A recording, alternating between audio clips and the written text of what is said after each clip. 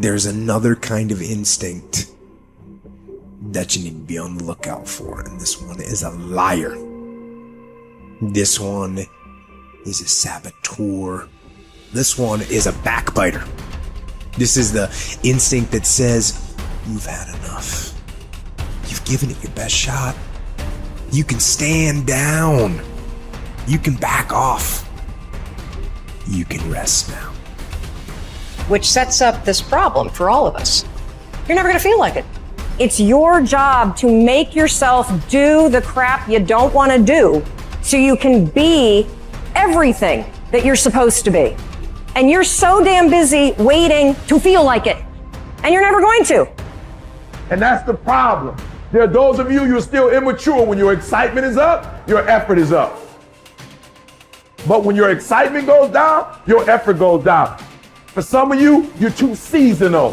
When you're excited, man, you coming to work the first week, the first month, the first 3 months when you got that job, you were excited, and so you was putting forth effort. You on blade.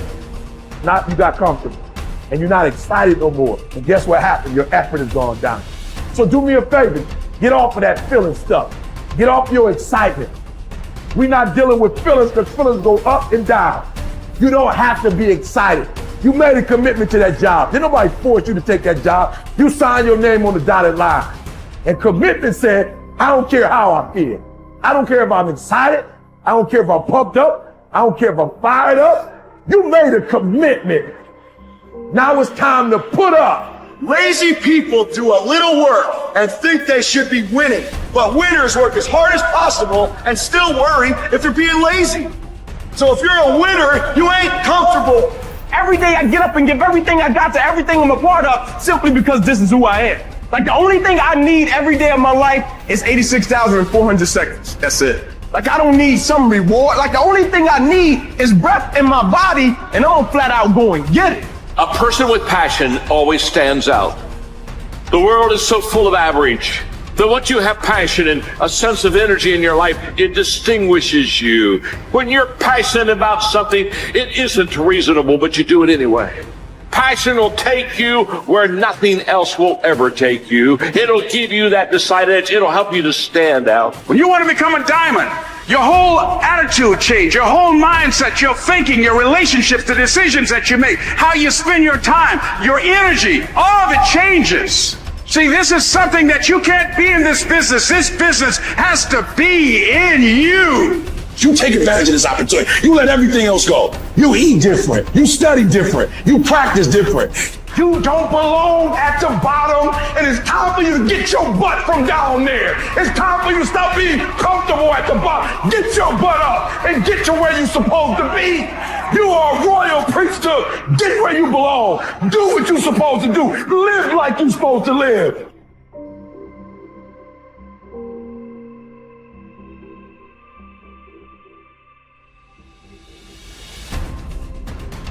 Get better every day. Socrates didn't know much. There wasn't much he held for certain. But he was sure, he said, that we cannot remain as we are. It doesn't matter who you are. It doesn't matter what you've done.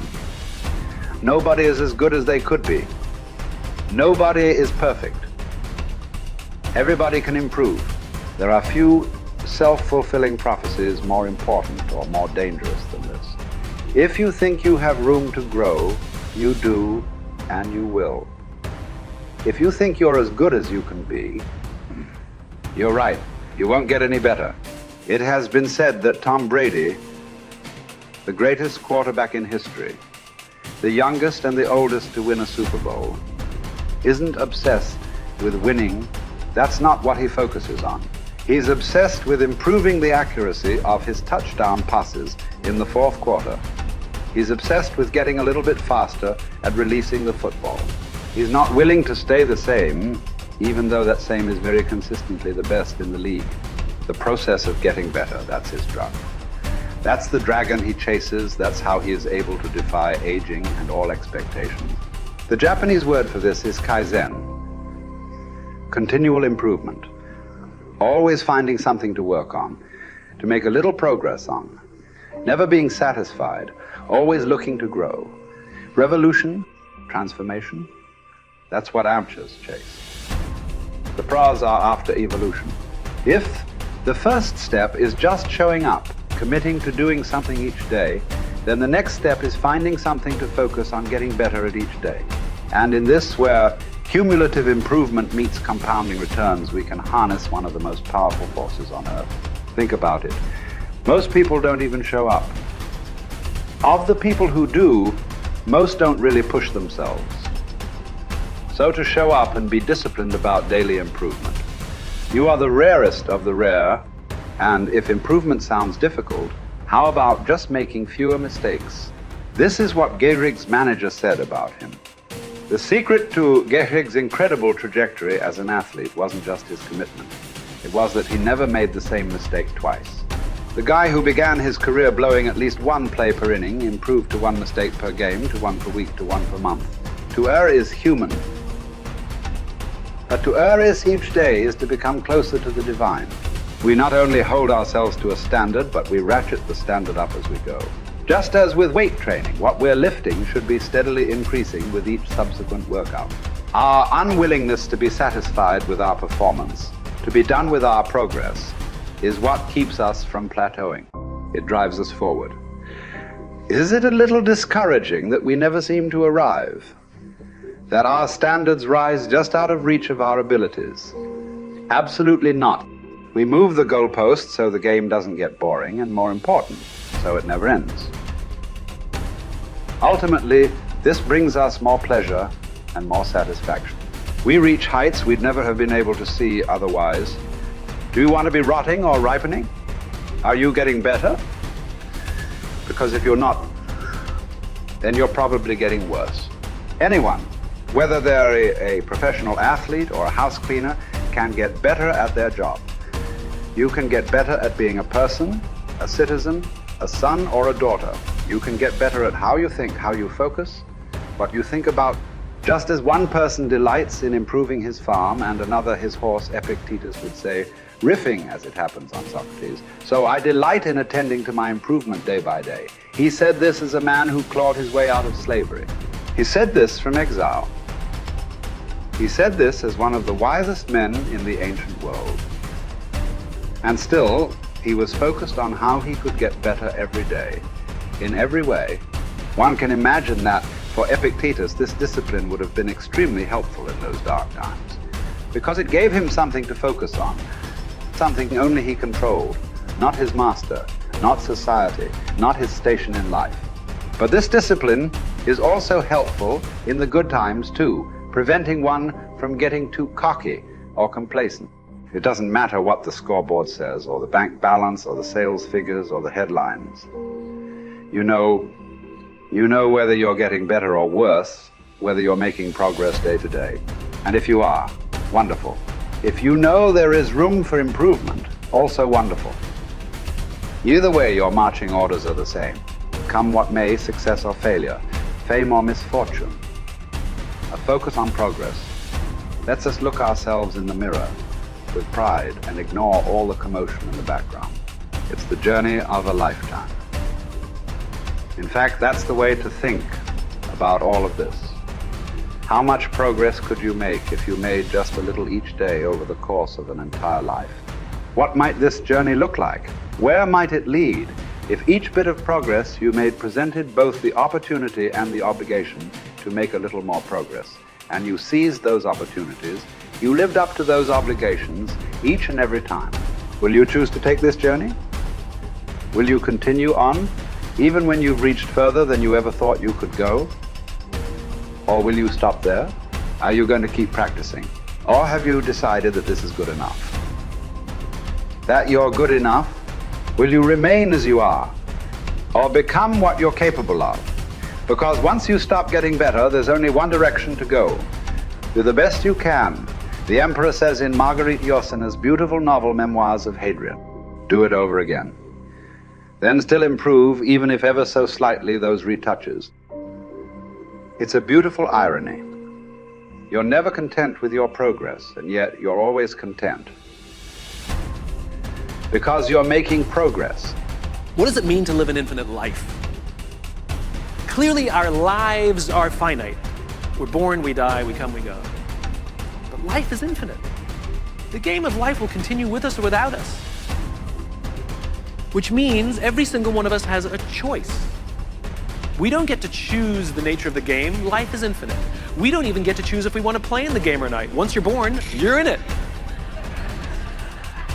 We get one choice. Do you want to play with a finite mindset, or do you want to play with an infinite mindset? To play with a finite mindset means waking up every day and say, I'm going to be the best, I'm going to be better than everybody else, I'm going to accumulate more power, more responsibility, more money, whatever it is, whatever your metric is, I'm going to get more than anybody else. Me. And when you die, you take none of it with you. Or we can choose to live our lives with an infinite mindset, which means I'm going to leave this world, this school, in better shape than I found it. It means I'm going to devote my life to see that those around me rise. And we know that we're living with an infinite mindset because our obsession is seeing that we have an impact on the lives of the people around us. We've all had teachers, and some of you are those teachers, where 20 or 30 years from now, I can go to one of your students and say, you're a remarkable human being, you've accomplished so much in your life. How did you become the person you are today? And they will tell me your name. We all remember the teacher who believed in us. We all remember the teacher who had our backs. We all remember the teacher who saw something in us that nobody else saw. We've forgotten all the others, but we remember those couple. And that's what it means to live with an infinite mindset. It means we divert ourselves to that mindset for everyone in our lives. That other teachers will say that about us. Other principals will say that about us. Other students will say that about us. Our friends will say that about us. I am who I am today because of you, and I will commit to live the same life that you taught me how to live. And you will literally live on beyond your own lifestyle, your own lifetime. That when you're gone, others will carry your work for you. This is what it means to live an infinite life, and it is just a choice.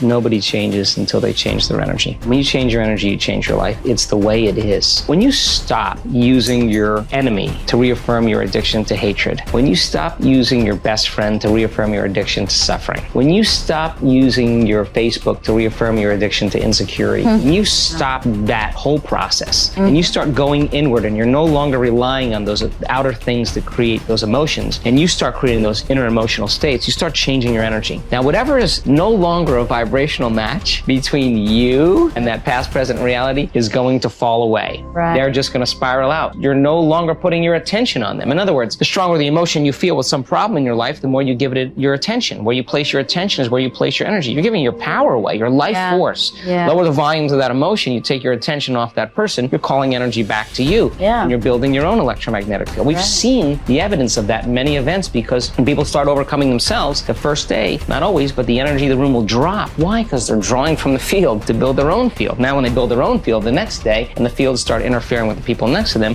whoop, the energy in the room just keeps going up. So now there's no longer a vibrational match between you and your coworker. Be prepared, because that old known thing is going to fall away because you're no longer emotionally and energetically connected to it. So then when you get in that state, it's not a time to try to put it back together, because at the same time these things are unraveling and they're moving towards chaos, and chaos is just unpredictable order. Right. It's novelty, the newness of an experience that you can't predict is chaos. If you apply the formula, and all potentials in the quantum field exist as electromagnetic potentials. They are possibilities. When they begin to synchronize coherently, your brain and heart, you got a strong Wi-Fi signal, because now you're putting out a very laser coherent signal. Right. When there's a synchronization between your energy and that potential that exists in the future, but it really exists in the present moment, because that's where they exist in the quantum. Now you start to see synchronicities in your life, and those are breadcrumbs from the field, like keep going, you're onto something.